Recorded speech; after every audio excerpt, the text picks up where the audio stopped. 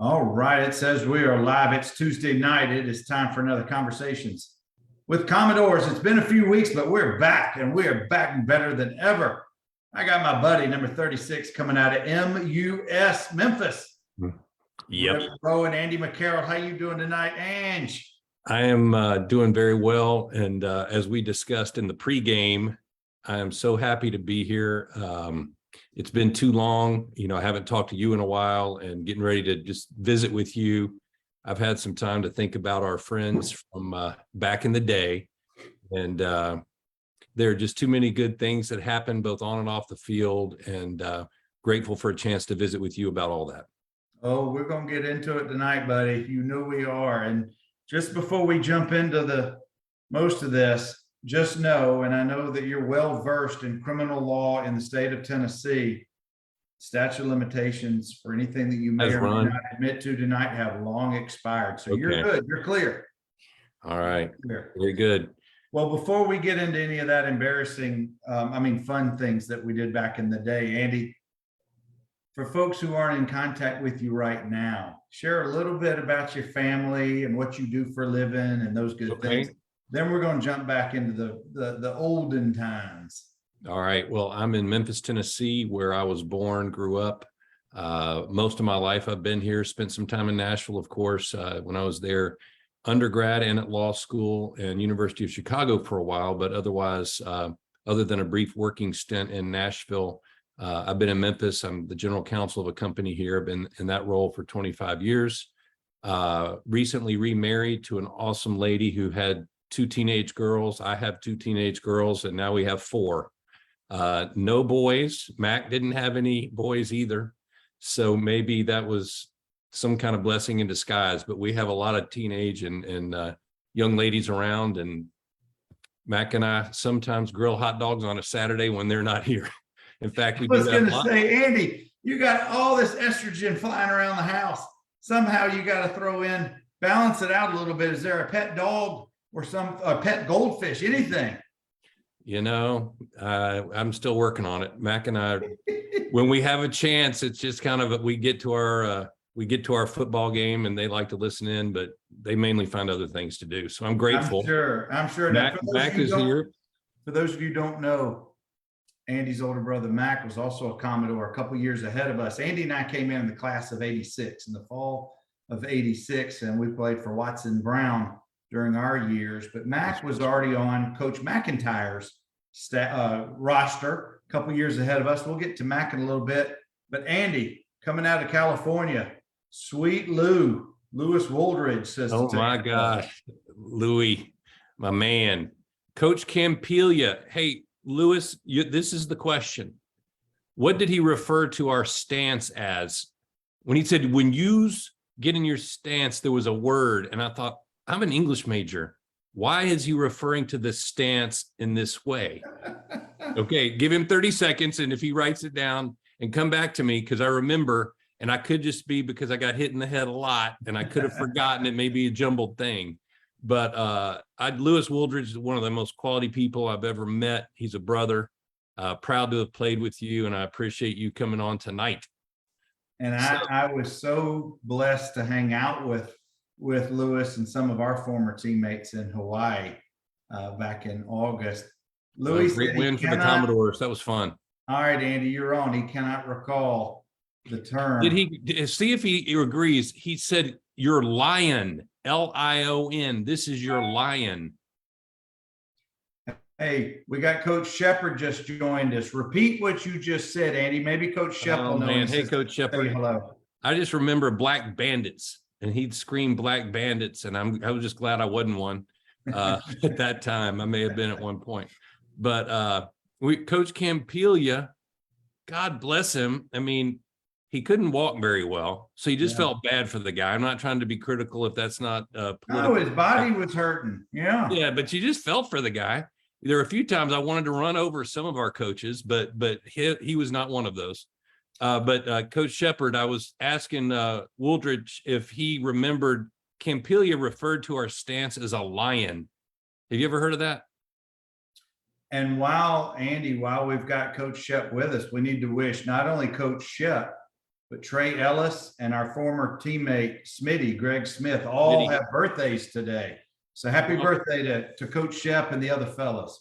Happy birthday in the best birthday month that there is, October.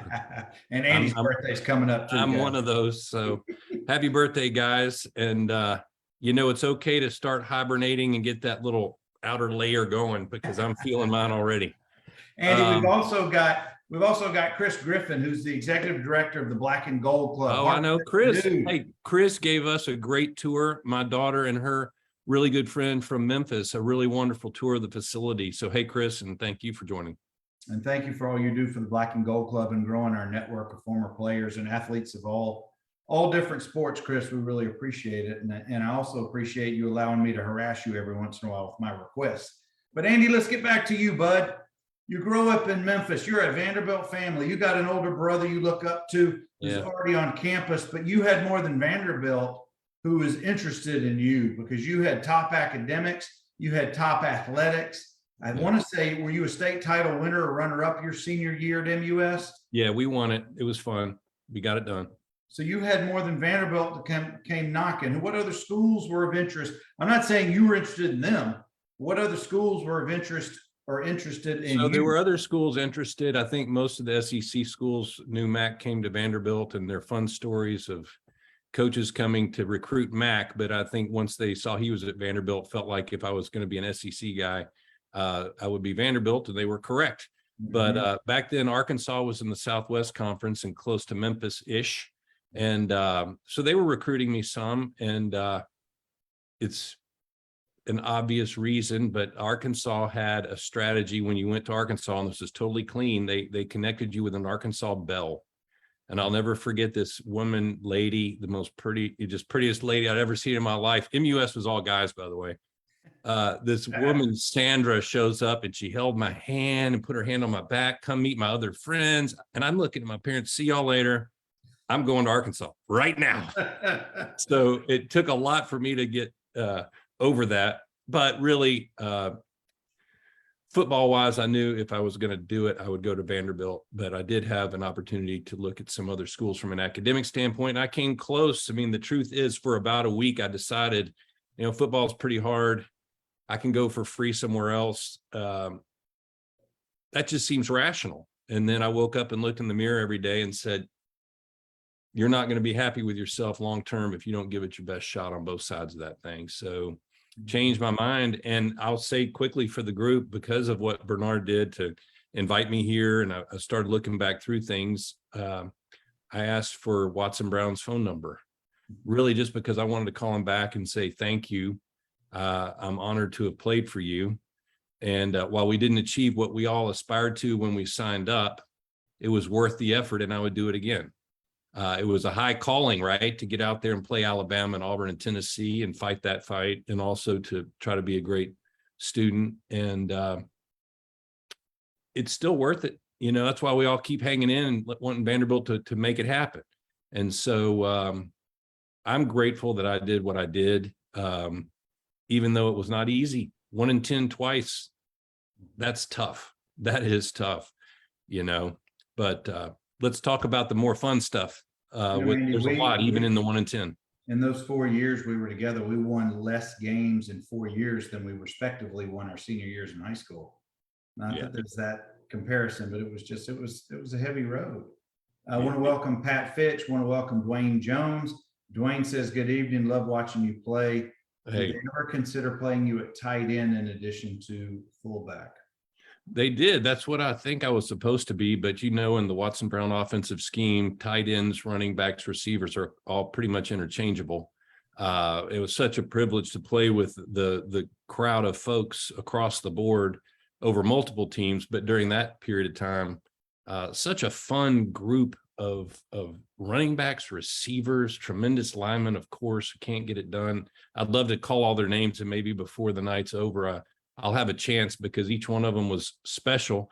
And I would say, first of all, to every every offensive lineman whose back I ran into because I did not give the play time to develop, I apologize.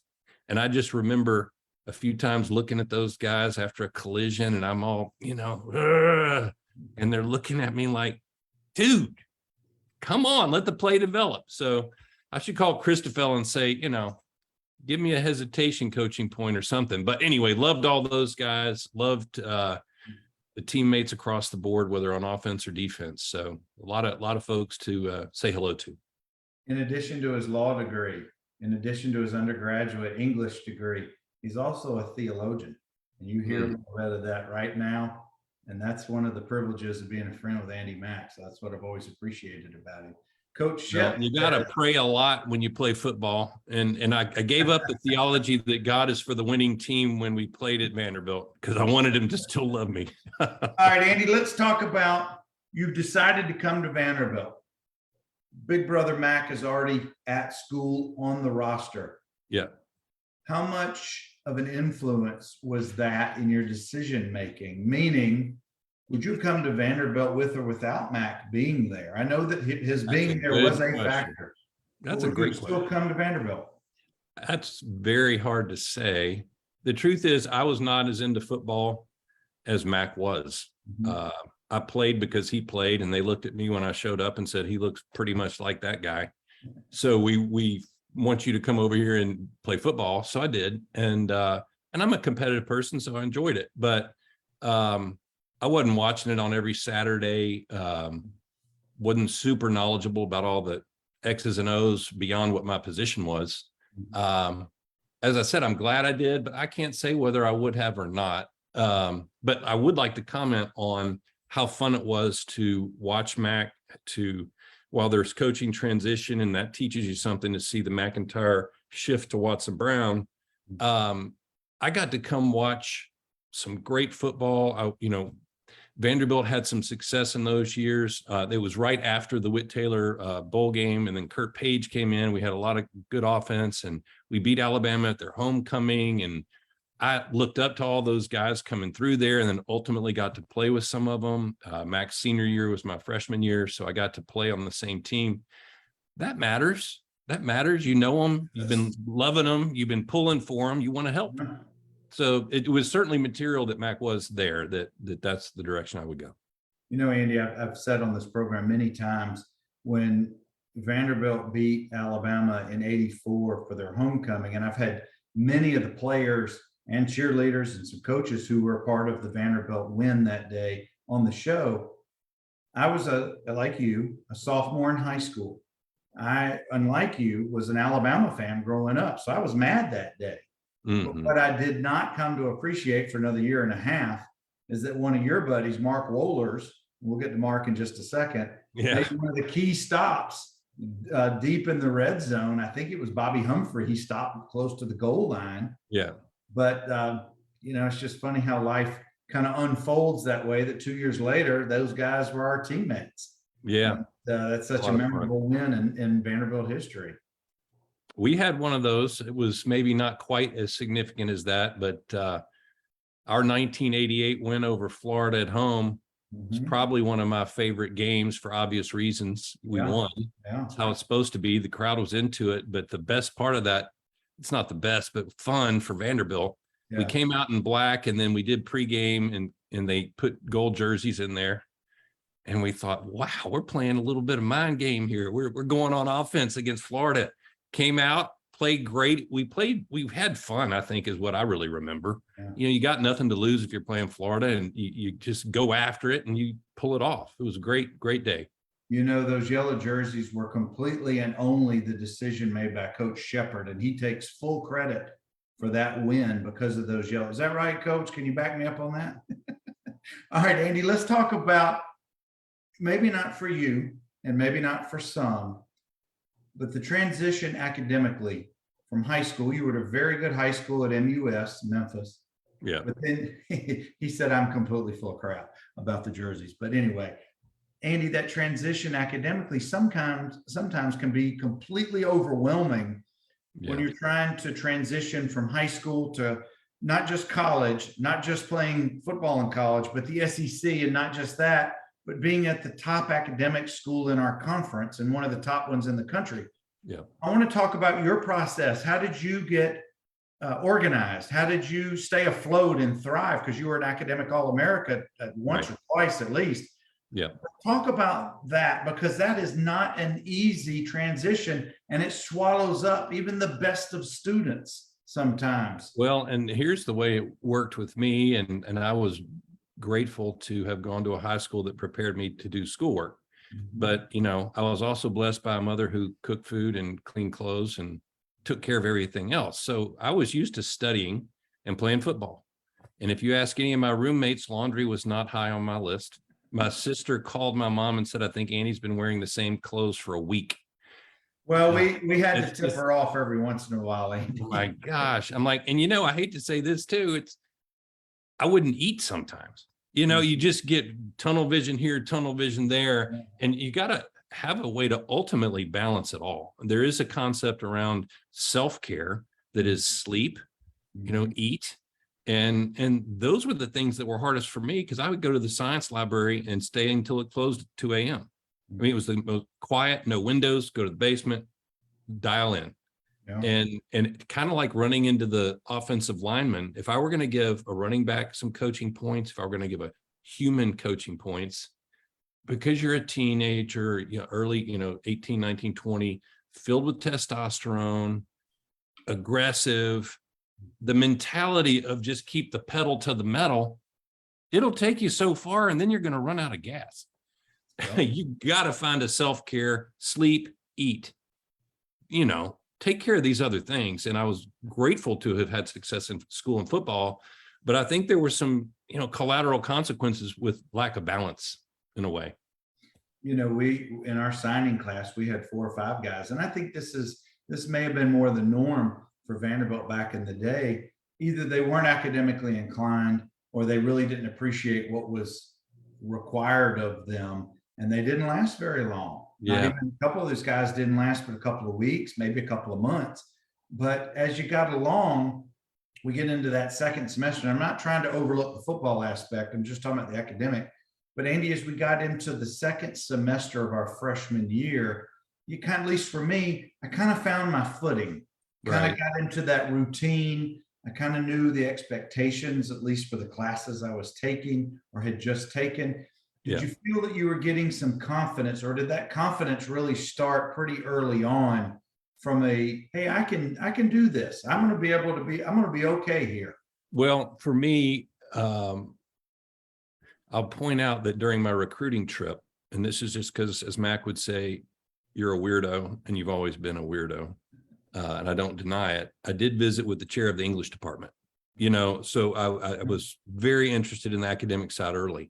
And after the first semester, yeah, you're figuring out the sleep, the eat, the practice, how to get all that done. I was getting excited at that time because I was finding the teachers that were teaching things I was interested in, and I was getting ready to build my curriculum in a way that, you know, Yeah. I was excited about. So, but it takes a while to do that. And yeah, it's just a fun time of life. A lot of friends, a lot of fun. There's actually more free time, as you know, in college than in high school. Yeah. So, you know, the class load is a couple classes a day. That's not that tough. So it was a good experience. You know, the more organized you are as a person, I think helps a lot of that transition. And I don't know if they offer these services now. I don't think we had anything like it back in our day, but I would love for there be these services provided within the athletics departments. Yeah. Of just not necessarily life skills. I don't know what you would call it, but it's just like, hey, if you need help getting organized and you don't have that support from home or from your buddies, people you trust, Right. here's a resource you can. 100%. That, you know, because everyone's got their version of what's tough when you get there, and Yeah. support would be valuable.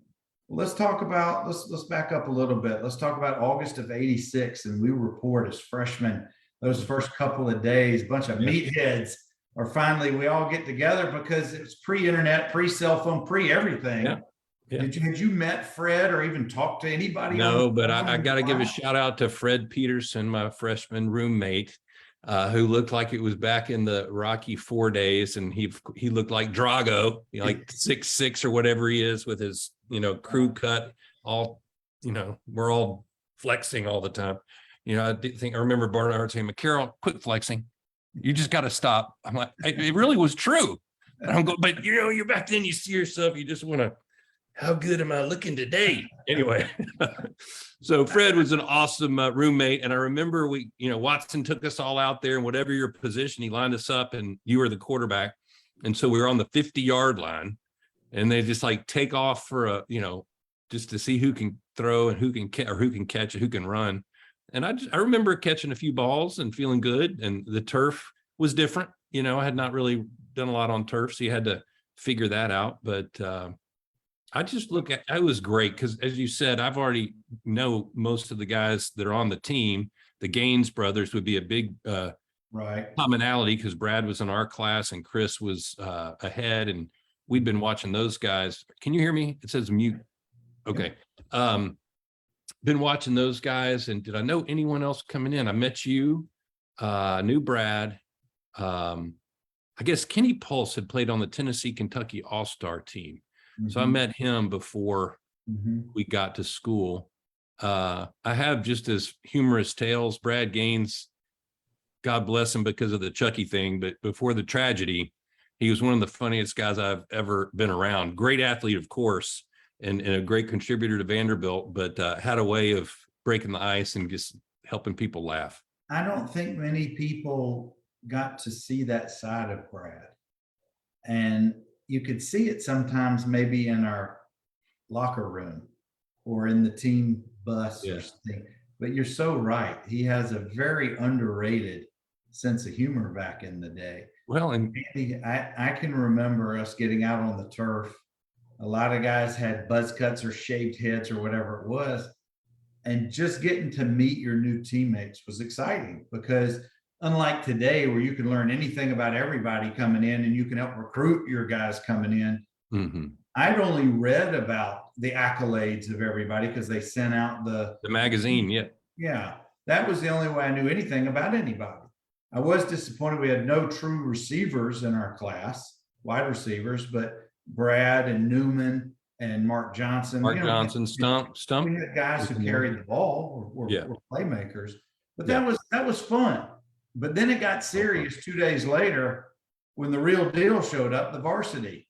And I just remember thinking, well, I know where I'm going to start at the bottom of the QB list. And it was a big room of like 6 guys out there. You had quite a list. It was kind of exciting times, wasn't it? It's the best part of life is being at the bottom of a totem pole because all you got is to go up, right?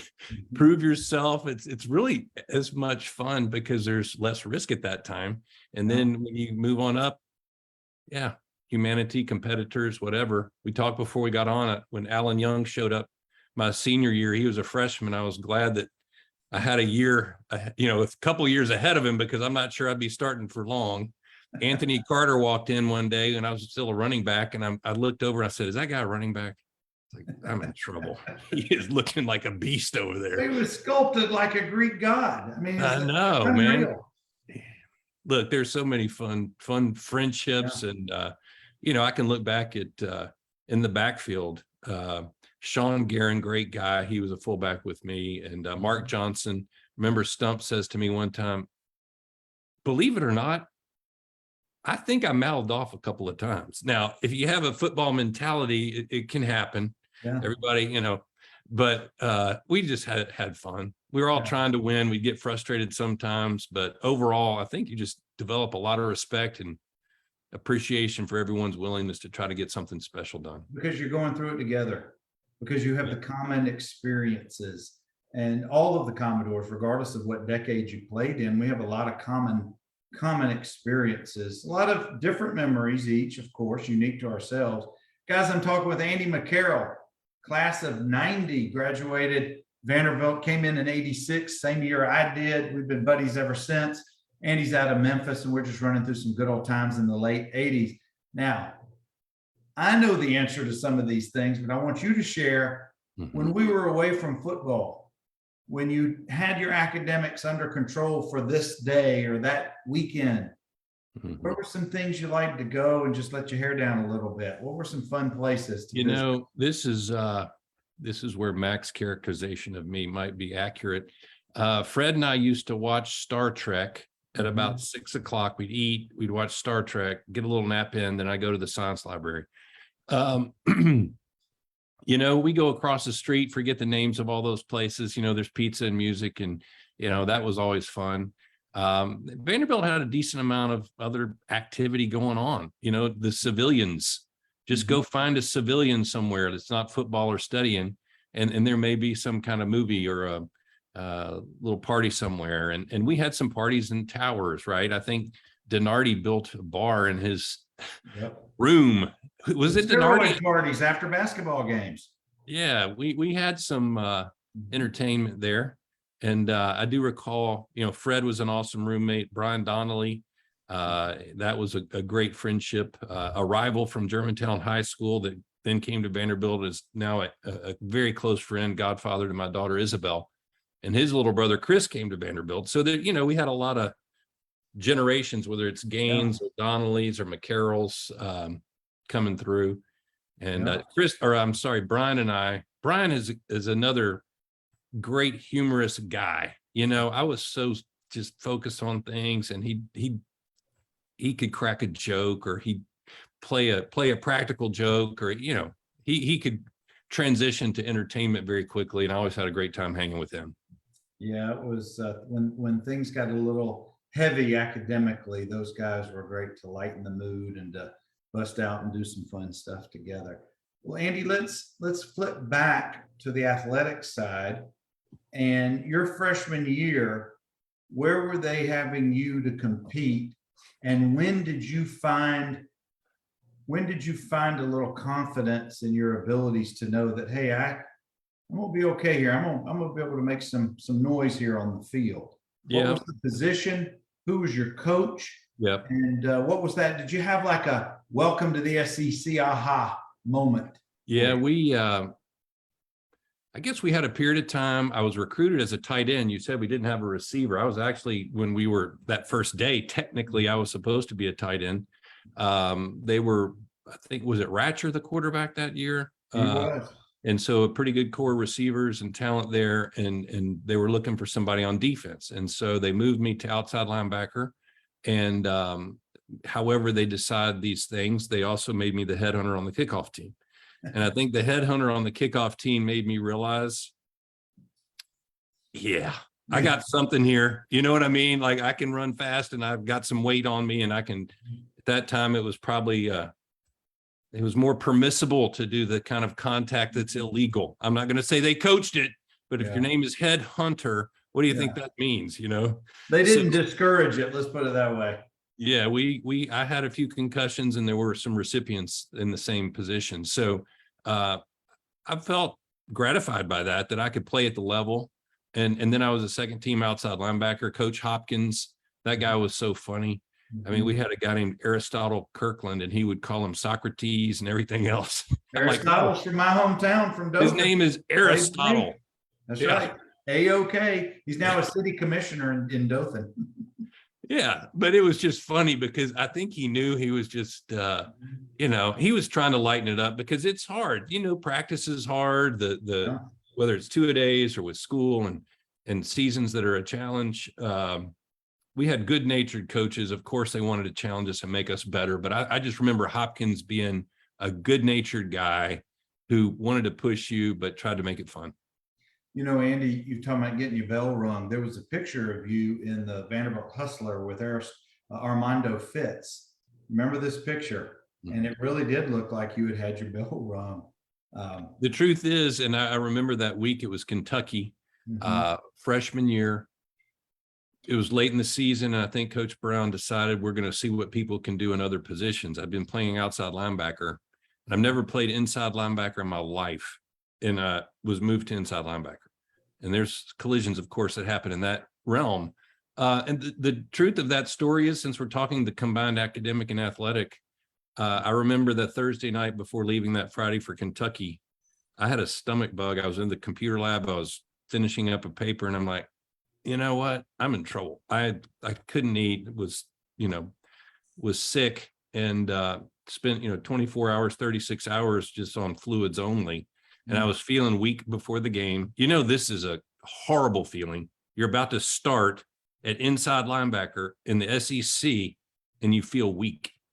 And so not long after the kickoff, there was a read that I really knew, because the guard blocked down, the center blocked down, and here comes the fullback. I was, familiar with that pattern, and we just ram trucked it right there. And I didn't fall down, but I wandered around for a while. And that was it for that game.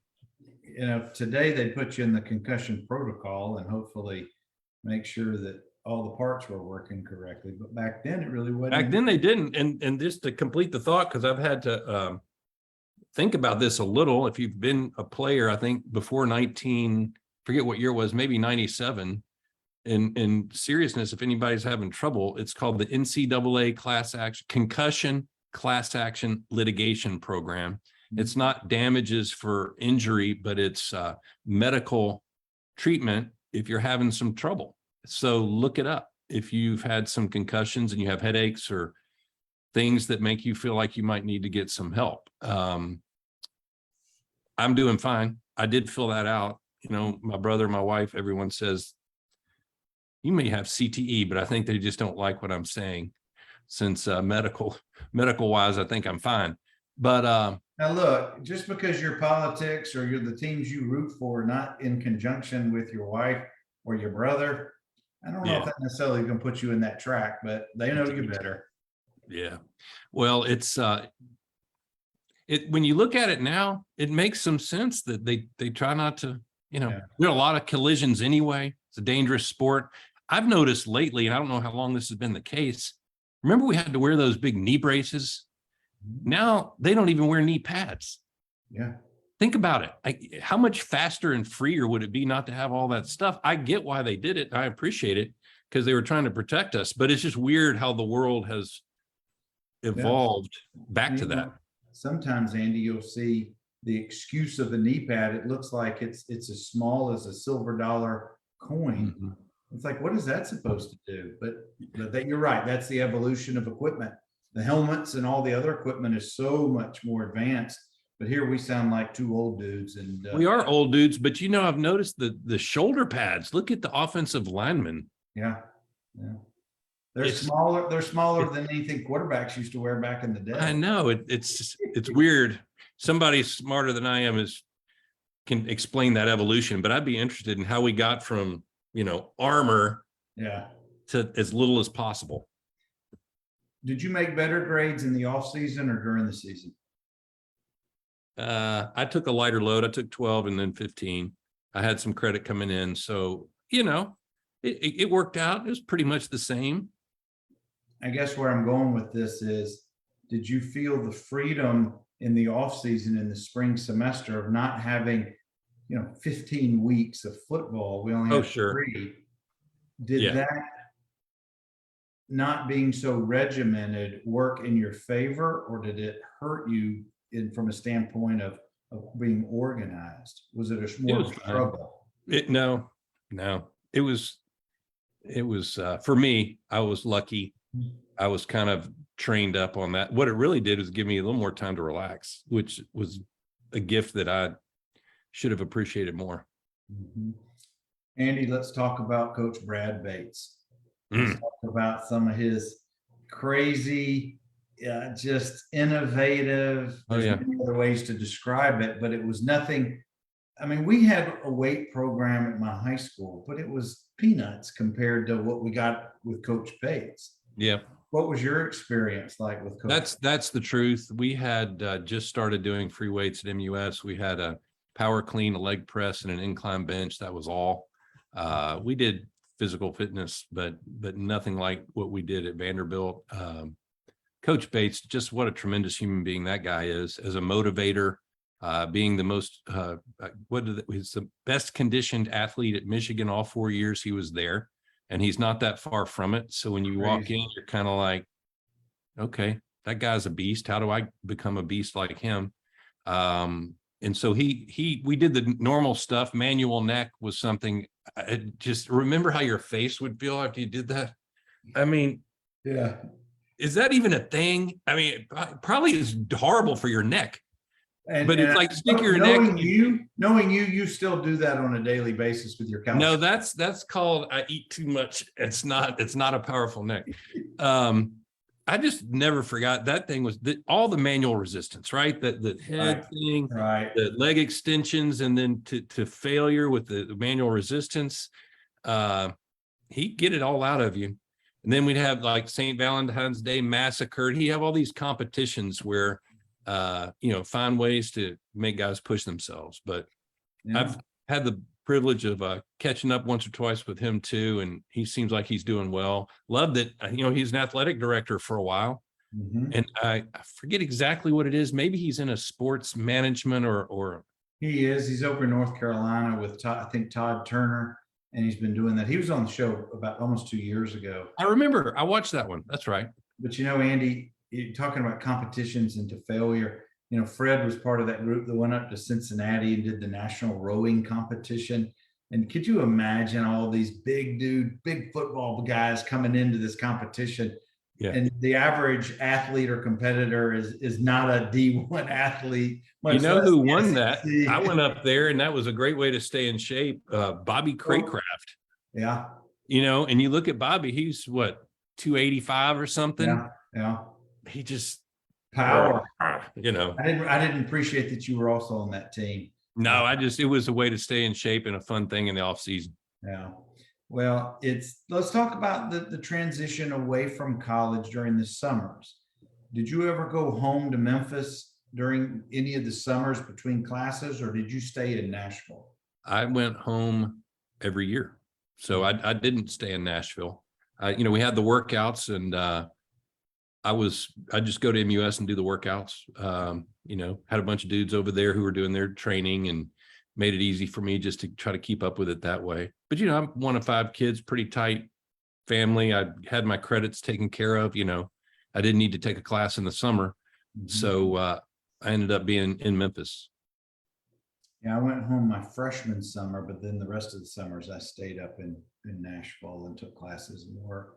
But it can be a real time of transition because you're now out of the Vanderbilt bubble at the end of the year, the calendar year, which is early May. Yeah. And you don't really you almost have 90 days back then. We needed to be there, early first or second week of August. And again, without internet, without cell phones, unless you made specific plans to go visit each other, you weren't in each other's daily lives. No. I didn't know what you were doing. I can see that being really, really, a positive experience, even though I'm grateful for the life I've had and the time I was with my family. Being in Nashville it's unbelievable how it's changed now. It wasn't quite as hustle bustle back then as it is today, but just appreciating more of the assets of the city. It is such an amazing town. To have a chance to do that, maybe to meet some people in the business community, get some exposure to different different lines of work. I became a lawyer in part because that's what my dad did. And I kind of look back, of course, no regrets, but it would have been nice and interesting to have a little more business exposure. I don't know if you've thought that. You're a lawyer. I mean, it's worked out well for you, but when you represent businesses, you look at it, you think, wow, there's a lot of creativity, the marketing, what's going to work, what's not. It's an adventure, kind of cool. It is. And I'm so glad that the athletics department now has all of these opportunities for the student athletes that really, they weren't a thing when we were coming through school, career services, et cetera, et cetera. But I'm so glad these things have evolved to the guys and the women who are playing sports now at Vanderbilt have those resources available to them. But you're so right. I wish I'd have been more exposed to how businesses run and people in the business community. Well, and I think I mentioned to Chris that if he's still on, I would be happy to visit with any football player anytime. I do it all the time. Anybody who asks me about the choice to become a lawyer. And in some cases, I've recommended that someone don't. In some cases, it makes sense, but would love to be helpful if I can. Well, it's interesting. I'm glad you brought it up. There's actually 2 ways that anybody who's part of the Black and Gold Club or Vanderbilt alumni, because I learned this week, there's 2 ways that you can make yourself available. If you go in your Black and Gold Club, I guess it would be your entry into the club. When you go to pull up your profile, you can put that in there as one of the things that you want to do. Okay. But you can also go into the Vanderbilt Alumni Network, VUNet something. And I just changed this just yesterday. What things interest you as an alum to make yourself available for current students, et cetera. And that's mentorship and those kind of things are available to put there. So I just wanted to share that with you. That's cool. All right. I have to stand up and do it. All right, Andy, let's talk about good times, bad times from a athletics standpoint. You know, there's so many memories that flood for me, but with you and Fred and some of our buddies. But I want to hear from your standpoint, the highs, the lows. What were some things memory-wise that are consistent themes that you look back on your days? So there are memories that are humorous, kind of on the side kind of things, but let's just stick to the football. Freshman year was a tough year. We were 1-10, but moving into sophomore year, Eric Jones, and I can't remember, was it Tim Richardson started the year and Eric Jones moved into the position? I think that's right. No, wait, it was Eric that freshman year. They just discovered Eric, and then therefore sophomore year, he was the starter. And we knew that we needed to. Eric came in, I think, either our year or the next year, transferred from Northwestern. But at some point when they figured out, and he started as a receiver, I think, and then he moved to quarterback. And I think in spring practice, they said, hey, we're going to move you from linebacker to fullback, which was more familiar to me. My high school position was more in that neck of the woods. I got really excited. Like, really? Because if you show up, you never know what's really going to work. I would have been a tight end if they wanted me to do that. It would have said, I did linebacker thing, whatever. But that felt like it was my natural position. And we had some success. We had such a tremendous compliment. Over the years, you get just the right mix sometimes. And that combo of receivers and running backs and linemen and coach with Coach Brown and the whole staff, we just had a good combo. And we did have some success. And we also almost pulled off some really big wins. Close against Alabama several times, almost Tennessee, that big game up in Knoxville. And that feels good that you're having success, that you're competing at a high level. And then it gives you hope for the following season. Yeah. We actually 88 didn't turn out as well. I thought 88 would have been better given what we did in 87. Yeah. And we could all sit there and micro analyze what happened. It was a disappointment. I will just say my sophomore year was my best year football wise. Because as we said earlier, when you're at the bottom of the totem pole and you're just climbing up, it's a much easier deal. So then we have success in 87, and they say Eric Jones may be a Heisman Trophy candidate. I had a bunch of runs without a loss. Well, after they pumped that, Alabama was there the next week. And I remember Derek Thomas looked at me. He did. And he said, I think you're behind the line of scrimmage. And I'm going, who is that guy? Lou Harris? Like, why did you do that before we played Alabama? Say I had all these carries without a loss. You knew they were going to come after me. But so 87 was fun. 88, we had a lot of people's attention. So it made it a little tougher even. And so that was still a fun year, but not what we aspired to. And then when EJ graduated, Grumos came in, and I was a different kind of running back than that group needed. So I moved back over to defense. But through it all, I mean, we had fun. We worked hard. The coaches shifted around. We shifted around. We tried to put our best package on the field. And, we had some success. And, showing up and competing and executing the plays you're supposed to and giving it everything you have, even though the win is not the outcome, you can put your head down easy if you've given it your best shot. Yeah, we actually had 4 different offenses in our 4 years. Yeah. To capitalize on who's, the strengths. But that big game, our sophomore year in Knoxville, we're up 28-3 and lose 38-36. Yeah. Our senior year, we lose 17-10. And if memory serves, Dwayne, you can tell me, I think we had the ball twice inside their 30 and ended up with no points. But those are that's the difference in the big state schools and us trying to catch up or to compete with them. Yeah. A lot of, sometimes we sneak up and get a Florida. Yeah, exactly. Sometimes we Speak don't. up. Right.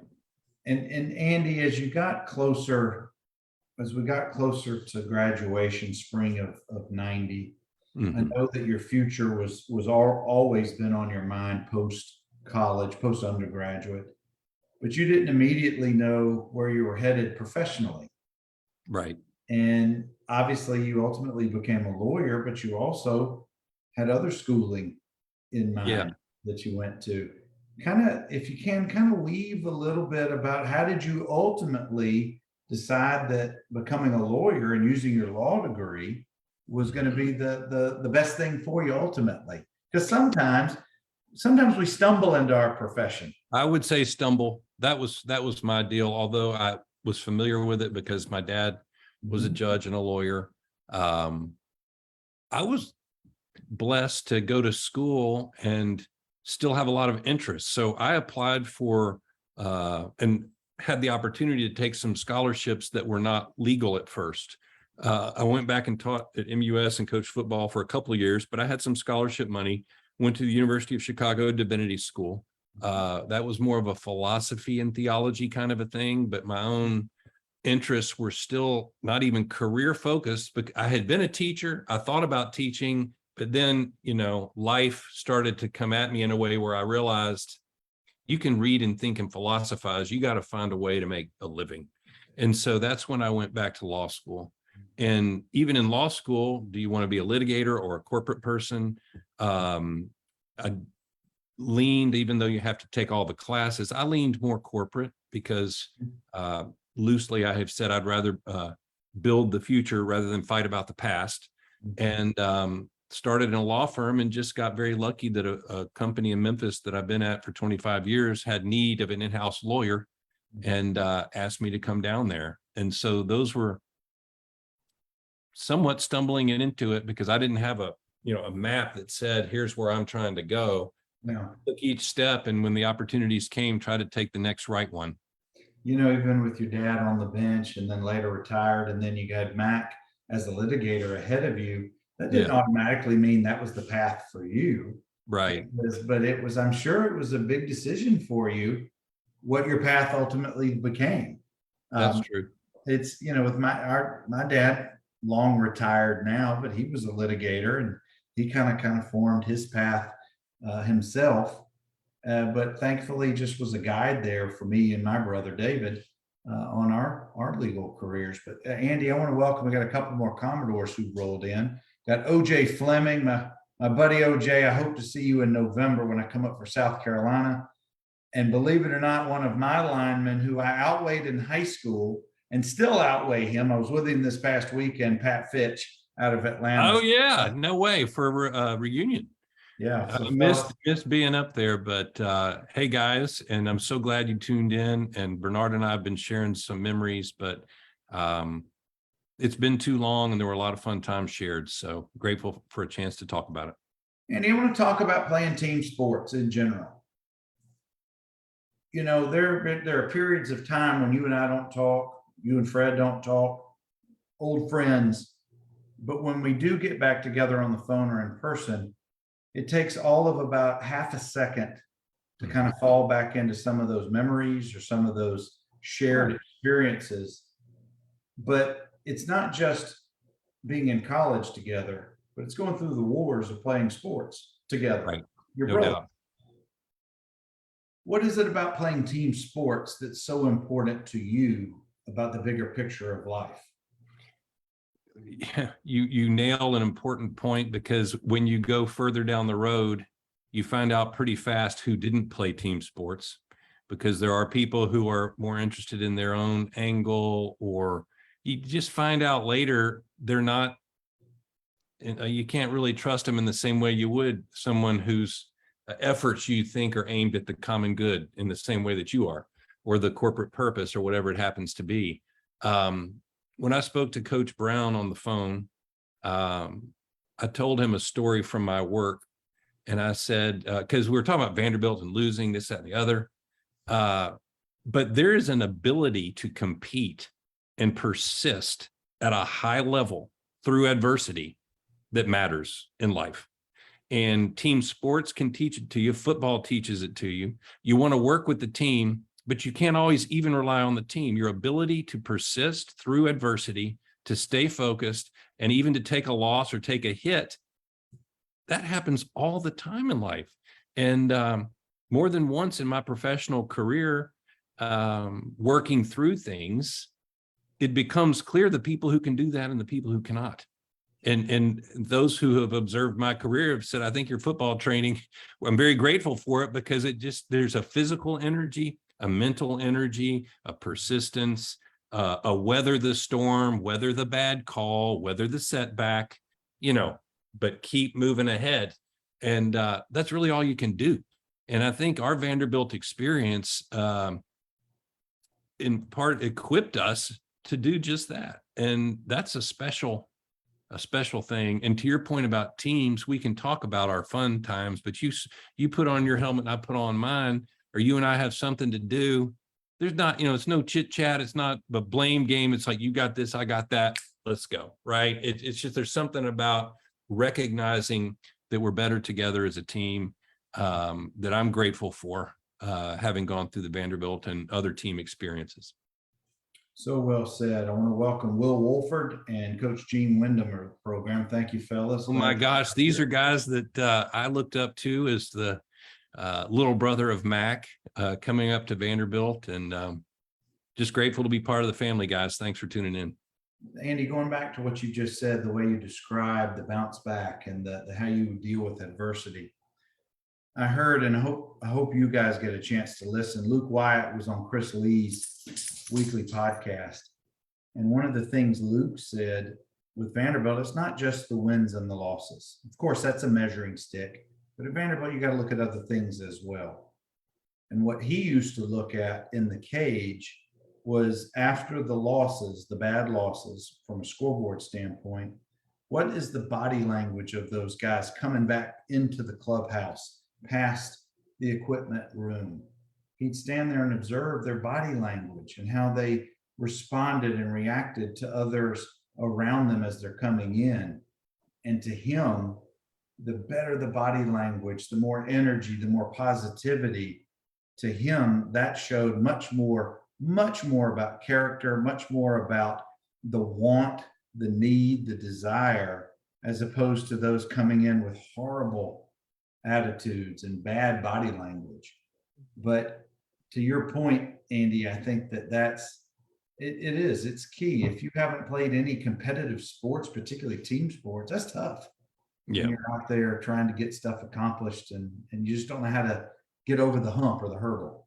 Yeah, well, those are the good lessons that we're all grateful to have, the experience that equip us to kind of take on challenges in the future.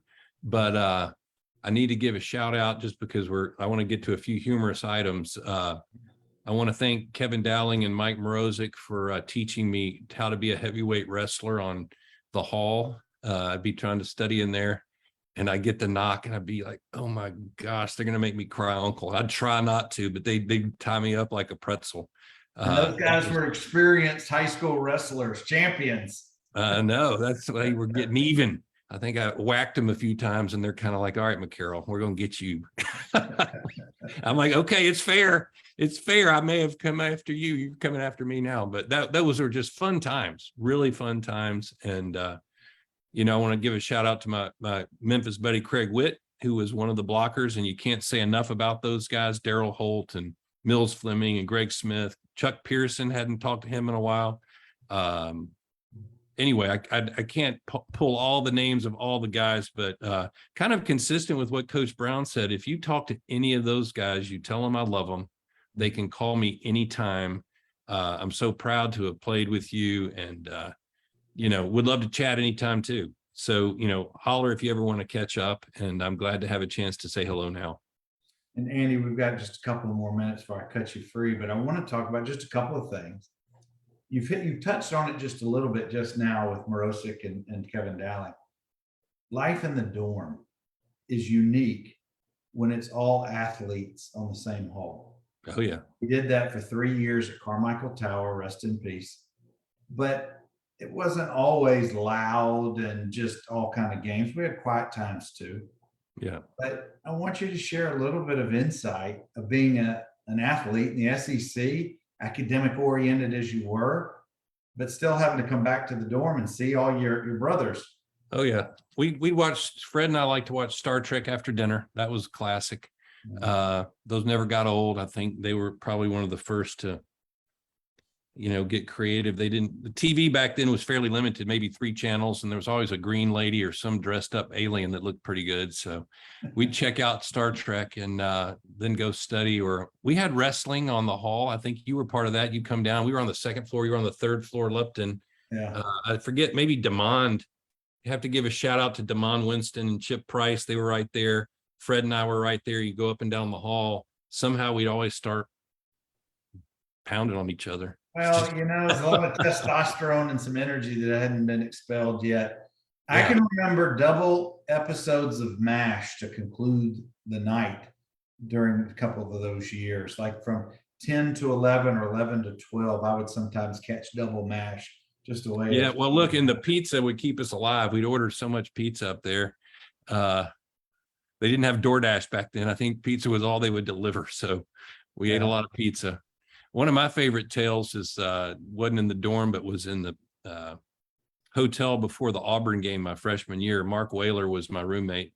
And, we had the agenda where we're supposed to be and all that.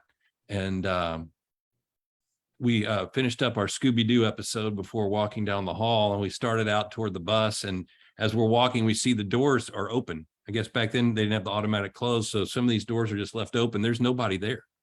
And we walked a little faster, and we got to the door and we realized we'd been left. So I didn't have a bunch of cash back then. He didn't either, but we had our $10 or whatever from the movie, and we were able to get a cab, and we drove to the field, had to ask the police officers to let us through the blockades and try to convince them we really were the 2 outside linebackers for Vanderbilt.